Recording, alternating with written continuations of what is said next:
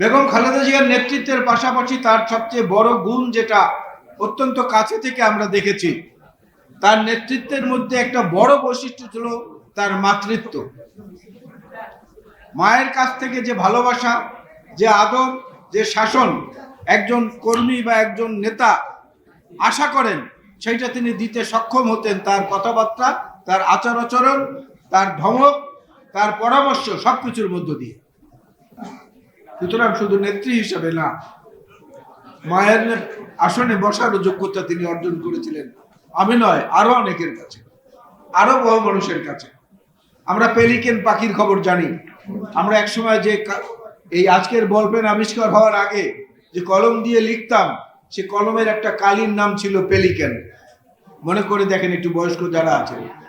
এই পেলিকেন হচ্ছে এমন একটি পাখি, যেই পাখিটি যখন খাদ্যাভাব দেখা দেয় তখন তার ওই লম্বা ঠোঁট দিয়ে নিজের বুক চিরে সেখান থেকে রক্ত বের হয়, যেটা সেই রক্ত দিয়ে ওই বাচ্চাদেরকে খাইয়ে তারপরে বাঁচান। দেশনেত্রী বেগম খালেদা ছিলেন ওই পেলিকেন পাখির মতো।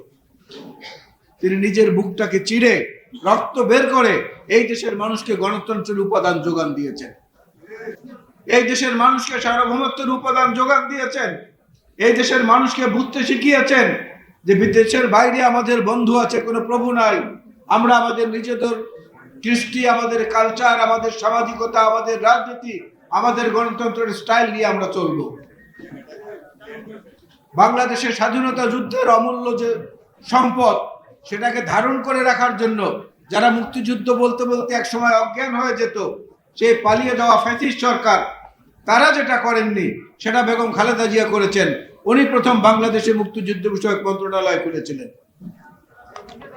বেগম খালেদা জিয়া প্রথম বাংলাদেশের অর্থনীতির যতটুকু ভিত্তি আজকে সুদৃঢ় হয়েছে, বেগম খালেদা জিয়ার আমলে সাইফুর রহমান সাহেবের মাধ্যমে জাতীয় সংসদে ভ্যাট সংযোজিত হয়েছিল, যে ভ্যাট বাংলাদেশের অর্থনীতিকে জীবনী শক্তি দিয়েছে।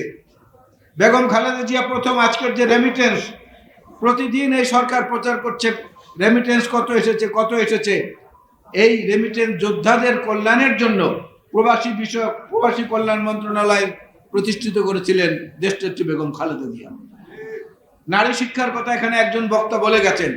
এইভাবে সমাজের সর্বস্তরে যখন যেখানে যেটা প্রয়োজন সেটার দিকেই তিনি, কেউ একটু পরামর্শ দিতে পারলেই তিনি সেটা গ্রহণ করেছেন এবং সেটা প্রয়োগও করেছেন বিভিন্ন জায়গায়। আজকে তার যোগ্য উত্তরাধিকার হিসাবে যিনি আমাদের সামনে রয়েছেন, আমাদের কাছে রয়েছেন, এই জাতীয়তাবাদী পতাকার ঝান্ডা বহন করে সেই জনাব তারেক রহমান সাহেব। তিনি মায়ের আদর্শে, বাবার আদর্শের সম্মিলিত যে প্রবাহমান ধারা, এই ধারার মধ্য থেকে আবার সংস্কার প্রস্তাব প্রথম জাতির সামনে উত্থাপন করেছেন তিনি বিএনপির পক্ষ থেকে। তারপরে গণতান্ত্রিক শক্তিগুলোর সঙ্গে সম্মিলিত হয়ে 31 দফা সংস্কার প্রস্তাব আমরা দিয়েছি। নির্বাচনী ইশতেহারেও মূলত এই সব উপাদানকে ভিত্তি করে ইশতেহার তৈরি হবে। সুতরাং নির্বাচনের সময় শান্তিপূর্ণ পরিবেশ বজায় রাখার জন্য আমাদের প্রত্যেকের সজাগ এবং সতর্ক দৃষ্টি থাকা কিন্তু প্রয়োজন হয়ে দাঁড়িয়েছে অনেক বেশি।